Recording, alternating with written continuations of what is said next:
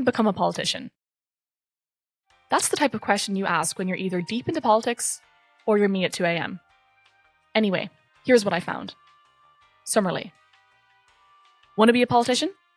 Well, the career guide just says, fuck around and figure out. There's no official politician degree.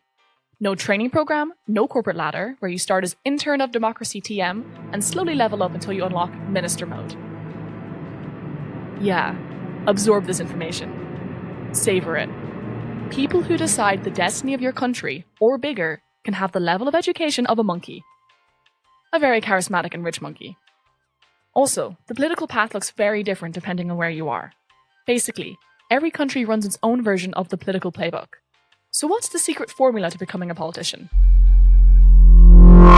Let's dive into it. The classic way. The political slow burn glow up. Picture this. You're young, ambitious, and absolutely convinced you're going to change the world. So what do? You jump into local politics. You show up to meetings, argue about policies, and make sure everyone knows you're taking democracy very seriously. Democracy is your personality now. Since going solo in politics is like trying to join a football team without knowing how a ball looks like, you join a party. Eventually, you run for office, and boom, you win a seat as a city councillor. A small step for mankind, a big step for your political LinkedIn profile. From there, the career ladder begins. Slowly but surely, you level up. City council, to regional parliament, to national parliament. At each step, you gain experience, recognition, and a growing reputation inside your party. People start to know your name. Party leaders start thinking, maybe this one is future minister material.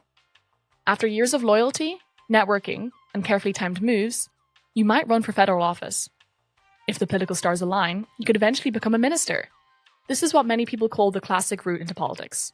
Political parties play the role of gatekeepers, deciding who gets promoted and who stays stuck in the political equivalent of the waiting room. A real-life example of this political slow burn success story is Ursula von der Leyen. She started her career in regional politics in Lower Saxony, later became a federal minister in Germany, and eventually reached one of the most powerful positions in Europe as president of the European Commission. In other words, she basically completed the full political career campaign mode. The business way. From boardroom to ballot box. So maybe the classic political climb feels a bit slow. Years of local meetings, party events, and climbing the political ladder step by step. Not everyone has that kind of patience. What about a speed run? In this storyline, the main character doesn't start in city council or party youth groups. Instead, they begin in business, finance, or administration, building money, reputation, and powerful connections. Sometimes someone from business jumps straight into top-level politics. The most famous example is Donald Trump, who went from real estate and television straight to becoming president of the United States. No prior elected office. Just a very unusual political moment and a very loud campaign. But cases like that are pretty rare. Most people who take the business route still spend some time gaining political or government experience before reaching the top. A good example is Emmanuel Macron. His career path looks less like a ladder and more like a zigzag between sectors. First, he studied philosophy and later public administration and economics. Then he worked as a civil servant in France before moving into investment banking. While working in finance, he built important networks and connections. Once again, fucking around and finding out checks out as a career technique. Those connections helped him return to government, first as advisor to the French president, then as Minister of the Economy and Finance. And not long after that, he ran for office and became president of France. Macron's story shows something in between. Classic way with a sprinkle of business in it.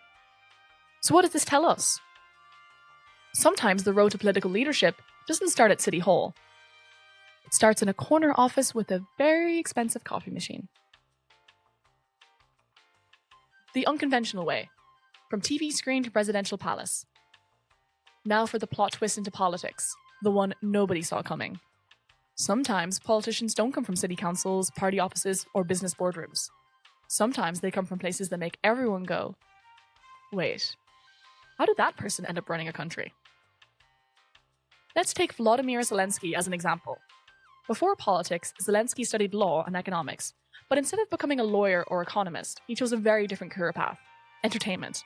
He became a comedian, actor, and producer in Ukraine, building a huge fan base. Then came the moment where reality started looking suspiciously like a Netflix script. Zelensky starred in a TV show called Servant of the People. In the series, he played a regular guy who unexpectedly becomes president of Ukraine after speaking out against corruption. Yes, you read that right. First, he played the president on TV. Then, he ran for president in real life.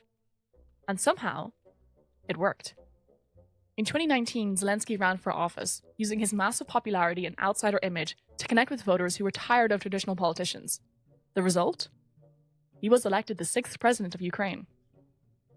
His story shows how modern politics can be shaped by media visibility, and that the political landscape has changed. The traditional career ladder still exists, but sometimes someone skips the whole thing and enters politics through the back door. Side door. A non-main door. Conclusion. So, how do people actually become politicians? Let's sum up. Even with the most insanely different paths, a few key ingredients show up in almost every political success story. Number 1, vitamin C. Contacts, contacts, contacts. In politics, networking isn't just helpful, it's basically the secret sauce. Number 2, time, patience, and a lot of hustle. While it might look like someone suddenly appeared out of nowhere, the reality is usually more like years of preparation, plus the right opportunity, equals political breakthrough. Number 3, timing is everything. Great politicians also know how to read the moment. In politics, historical moments matter. Crises, social changes, or voter frustration can suddenly open doors that didn't exist before. Final takeaway. So what does this all mean? Becoming a politician doesn't follow one strict formula. People can enter politics through local activism, professional expertise, or completely unexpected paths. But one thing is clear. Democracy works best when people actually get involved, even at the local level. Joining a party, attending meetings, or participating in community politics already make a difference. And who knows? You might start out just attending a local council meeting and end up as the next Mr. President.